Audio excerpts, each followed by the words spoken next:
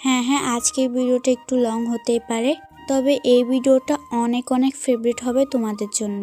তোমরা তো জানোই এই কয়েকদিন অনেক জোরে জোরে বৃষ্টি আসতেছে এবং কি জ্বরও উঠে গিয়েছে। তো কী করার, কোনো কোনো গাছ আলহামদুলিল্লাহ অনেক সুন্দর আছে, আর কোনো কোনো গাছের অবস্থা খারাপও আছে।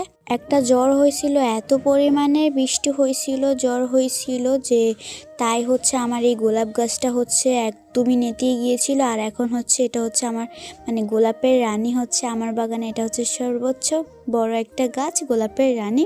দেখো বৃষ্টি হওয়ার কারণে এটা একদমই নেতিয়ে গিয়েছে। মাশাআল্লাহ, এটা এখন আমার বাগানের রানী।